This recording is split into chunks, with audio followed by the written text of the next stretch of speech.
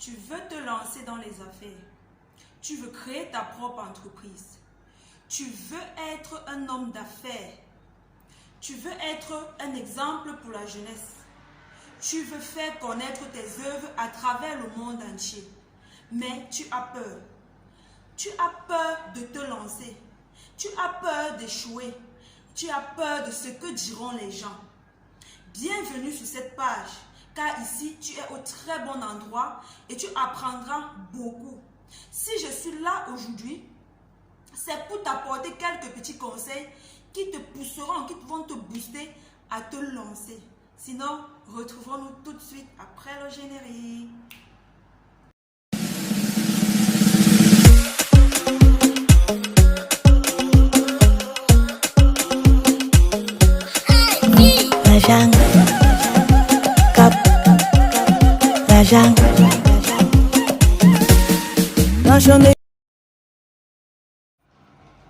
Coucou, bonsoir à tous et bienvenue dans ma chaîne YouTube.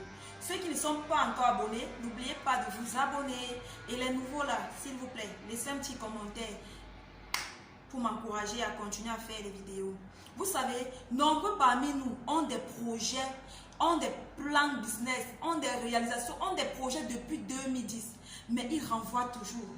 D'autres disent, je vais faire l'année prochaine, après l'année prochaine, après l'année prochaine. Mais pour finir, ils ne le font pas. Pourquoi? Parce qu'ils ont peur.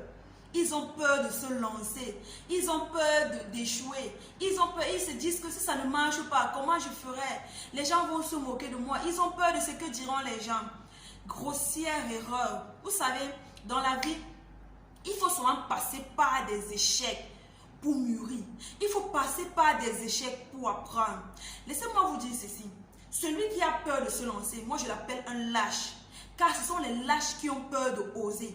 Ce sont des lâches qui ont peur de recommencer. Ce sont des lâches qui ont peur de saisir des opportunités. Vous voyez un peu, prenez un peu l'exemple d'un nouveau-né, d'un enfant. Quand un enfant naît, il s'assoit, après il commence à ramper, il finit de ramper, il se lève, il tombe, il se lève, il tombe.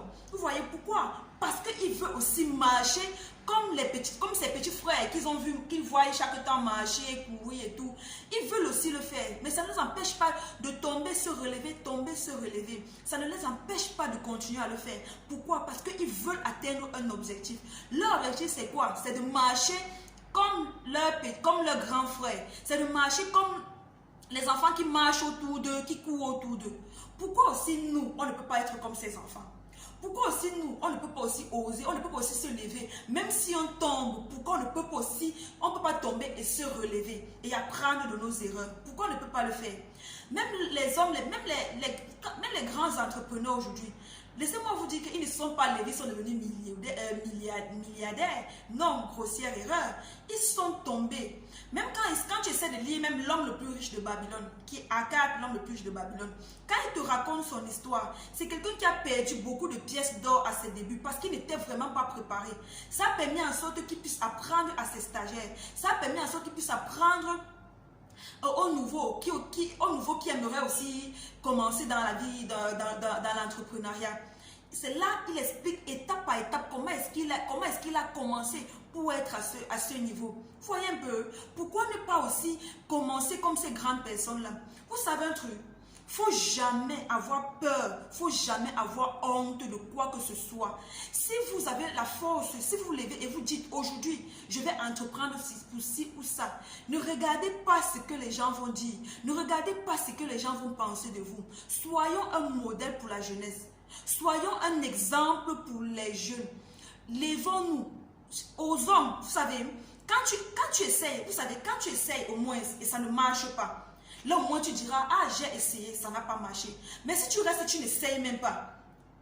C'est-à-dire, tu n'as aucune expérience, tu n'as aucune expérience, c'est-à-dire, tu n'as jamais essayé quoi que ce soit, tu es toujours là dans le vide, tu es toujours dans la pauvreté. Vous voyez un peu? Parce que c'est le pauvre qui a ce genre de mentalité. C'est le pauvre qui a peur, de se lancer. C'est le pauvre qui aime toujours rester, qui se suffit. Il reste là, si peut-être il a sa petite maison, il a peut-être sa petite voiture, ou il a son petit travail et tout. Lui, non, pour lui, il se suffit. Non, c'est bon, c'est bon. Il n'a pas besoin de trop. Il n'a plus besoin de trop. Vous voyez un peu, c'est le pauvre qui réfléchit comme ça. Mais le riche, c'est celui qui sait saisir des opportunités. C'est pour ça que je suis en train de vous dire, si vous voulez, le conseil que je vais vous apporter, c'est quoi? Pour quelqu'un qui veut bannir, si tu veux bannir la peur et te lancer dans le business, il faut beaucoup lire les œuvres des hommes, des grands entrepreneurs qui sont devenus des millionnaires aujourd'hui. Comme par exemple, quand tu essaies, par exemple, l'œuvre de La chèvre de ma mère, de Ricardo Kanyama, quand tu essaies un peu de lire, en fait, je vous recommande de le lire parce que c'est une histoire vraiment très édifiante. Moi, je l'ai lu et je l'ai écouté. Vous voyez un peu, c'est une histoire très édifiante. C'est un jeune, c'est un entrepreneur, pas un jeune, c'est un homme, un entrepreneur, un millionnaire qui raconte son histoire, dont son père était un berger et un grand cultivateur. Après la mort de son père, il peut dire quoi, la famille de son père, ils se sont accaparés de tous les biens. Et son père était polygame, c'est-à-dire ils ont donné à la mère, donc ils ont donné aux épouses chacune une chèvre. Vous voyez, imaginez un peu, pour Ricardo, c'était pas facile. Vous voyez, imaginez quelqu'un qui est habitué à manger du poulet, de la viande, du porc et tout. Il se retrouve en train de manger les feuilles de manioc, au pomme et tout. Ce n'est pas facile. Tout ça pourquoi? Parce qu'il n'avait plus rien. On a tout pris, Vous voyez un peu. Mais ce qui a ça n'a pas permis, ça n'a pas empêché à Ricardo de se lancer. Ça n'a pas empêché à Ricardo de travailler dur pour devenir ce qu'il est aujourd'hui. C'est-à-dire, il nous apprend, en fait, nous, parce que moi je me parle aussi, il nous apprend comment gérer les finances, il nous apprend comment investir. Aujourd'hui, il est un millionnaire. Si peut-être il avait baissé les bras, qu'est-ce qui serait aujourd'hui? Vous voyez, qu'est-ce qui serait aujourd'hui? Il ne serait rien. Mais le gars n'a pas baissé les bras. Il a dit, il s'est lancé et il a osé. En fait, il a osé. Parce qu'il raconte dans son œuvre, même à l'école. À l'école, quand on part à l'école, on nous apprend à l'école à gérer les finances, la comptabilité, les fiscalités, les banques et tout. On nous apprend à gérer l'argent des autres. Mais on ne nous apprend pas à gérer nos propres finances. Vous voyez un peu, on ne nous apprend pas à l'école à gérer nos propres finances. C'est pour ça, c'est pour ça que je dis, il faut se former. Il faut se former dans tous les plans. Quand tu veux entreprendre et quand tu veux rouler dans les millions, il faut te former. Il faut beaucoup lire les œuvres de ceux qui ont réussi.